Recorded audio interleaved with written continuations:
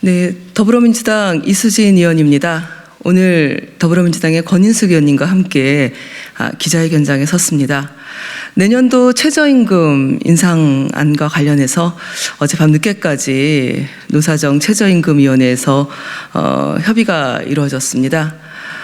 지난 며칠 동안 세종시 앞에서 한국노총, 민주노총 그리고 노동계가 최저임금, 고물가, 고유가 그리고 고환율, 고금리, 서민들의 삶은 점점 피폐해지고 있습니다.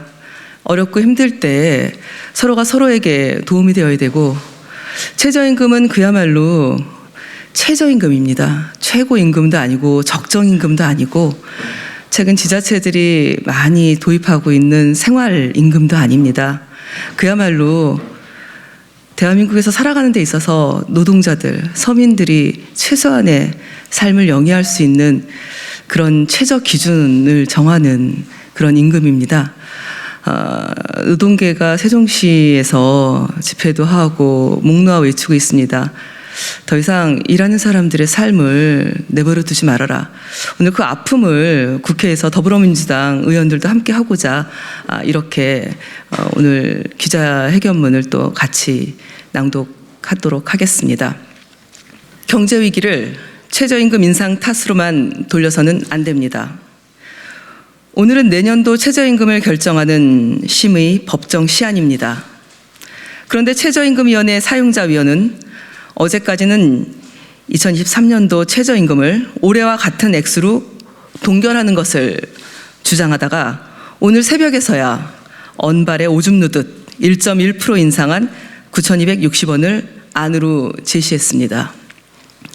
이러한 주장을 하는 경제계의 논리는 최저임금 인상이 물가의 추가적 상승을 일으켜 자영업자와 영세 중소기업을 더 어렵게 한다는 것입니다.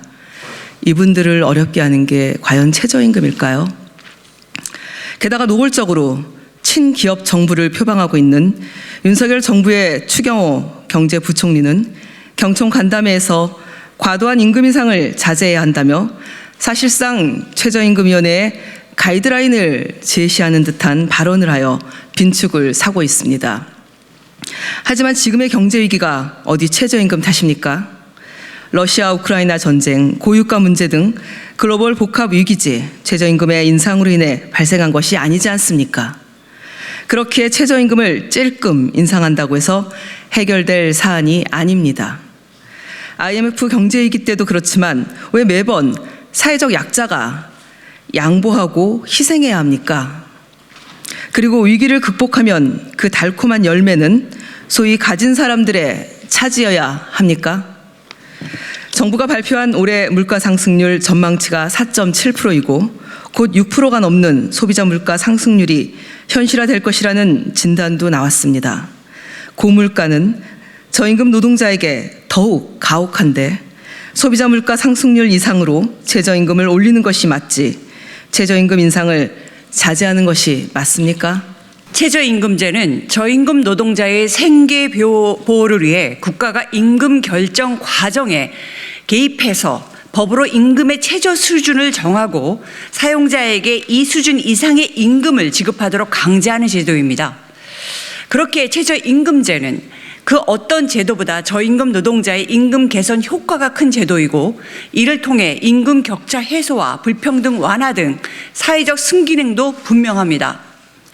그럼에도 윤석열 정부는 최저임금을 낮추기 위해 지역별, 업종별 차등 적용이라는 꼼수를 부리다가 최저임금위원회 전원회의에서 포결 끝에 업종별 차등 적용안이 부결되기도 했습니다.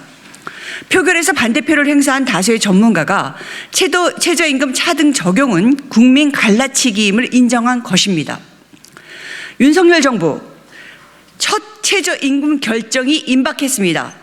경제 위기에 최저임금을 대폭 인상하는 것이 오히려 저임금 노동자의 생계를 보호하는 길이며 유효 수요를 불러일으켜 한국 경제가 저성장의 늪에 빠지지 않도록 하는 길입니다.